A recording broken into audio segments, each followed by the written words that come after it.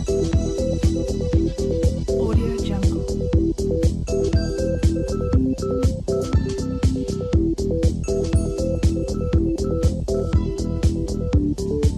Audio Jungle. Audio Jungle.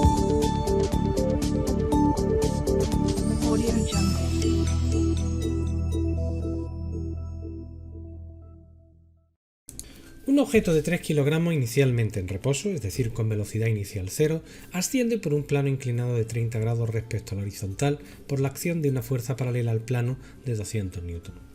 El coeficiente de rozamiento entre el objeto y el plano es de 0,2. Nos piden que calculemos el trabajo que realiza la fuerza cuando recorre 5 metros a lo largo del plano inclinado y la velocidad o rapidez que alcanza al final del trayecto usando consideraciones energéticas. Aunque no nos lo piden, siempre es bueno representar las fuerzas que actúan sobre el bloque para así tener muy claro qué trabajos conservativos y qué trabajos no conservativos están actuando sobre el bloque. En primer lugar, nosotros dibujamos los ejes de coordenadas haciendo coincidir el eje de la X con la dirección del desplazamiento. Es más, asignamos el sentido positivo con el sentido del desplazamiento. De esta forma nosotros vamos a ir representando la fuerza en torno a este eje. Y esto nos va a dar una idea de si las fuerzas van a realizar un trabajo positivo sobre el sistema, es decir, si aportan energía o si le quitan energía al sistema. De esta forma, por ejemplo, la fuerza del motor, que es paralela y es la fuerza motriz, pues como veis tiene la misma dirección y sentido que el desplazamiento y por tanto aumenta energía, mientras que ya veremos el peso cuando veamos sus componentes, le resta energía al sistema.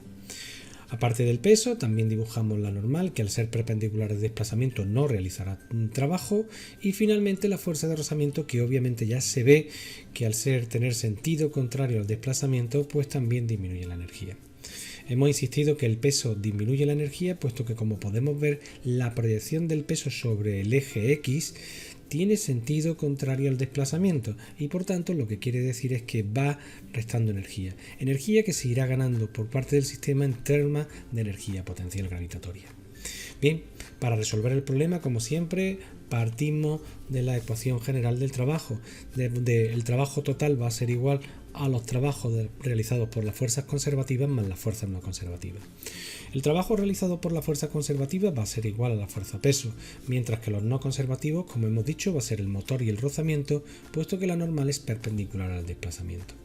De esta forma, si el trabajo total fuera distinto de cero, el cuerpo, según el teorema de la energía cinética, tendría o experimentaría una variación en su energía cinética. El trabajo realizado por las fuerzas conservativas siempre lo vamos a expresar como la variación de la energía potencial cambiado de signo, y los trabajos no conservativos, en este caso, como hemos dicho, el motor y el rozamiento.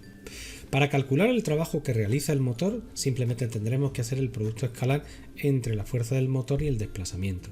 Fijaros que como forman un ángulo de 0 grados, el coseno será 1 y por tanto lo único que hacemos es multiplicar el módulo de la fuerza del motor por la distancia recorrida. Así que esta es realmente la energía total que le aportamos al sistema, 1000 julios. A partir de aquí lo único que hacemos es desarrollar la expresión general. Fijaros que en esta expresión la velocidad inicial va a ser 0, la altura inicial va a ser 0 y vamos a desarrollar la fuerza de rozamiento en términos del coeficiente de rozamiento y de la normal, como podemos ver aquí.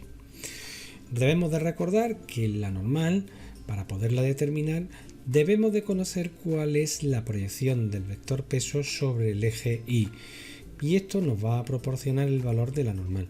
Fijaros que la proyección del peso sobre el eje Y recae sobre el cateto contiguo a este ángulo y por tanto nosotros la normal la vamos a representar como el producto de la masa por la gravedad y por el coseno del ángulo. A partir de aquí ya solo me queda un pequeño dato, la altura final. Nosotros solo conocemos el desplazamiento, pero la altura final alcanzada por el bloque se puede poner en función del desplazamiento que tiene el bloque a lo largo del plano inclinado, ya que conocemos el dato por trigonometría. De esta forma la altura final va a ser igual al producto del seno por el desplazamiento. A partir de aquí, estos dos términos negativos se pueden agrupar en uno, puesto que la masa, la gravedad y el seno se repiten, y lo único que ya tenemos que hacer es quitar los términos que acompañan a la velocidad final. Así el 2 pasará multiplicando a toda la ecuación y la masa dividiendo. Obviamente, quedará dividiendo debajo del motor y simplificaremos con la masa que tenía el segundo término. De esta forma ya solo nos queda calcular la raíz cuadrada para obtener el valor de la rapidez final. La rapidez final será de 24,5 metros por segundo.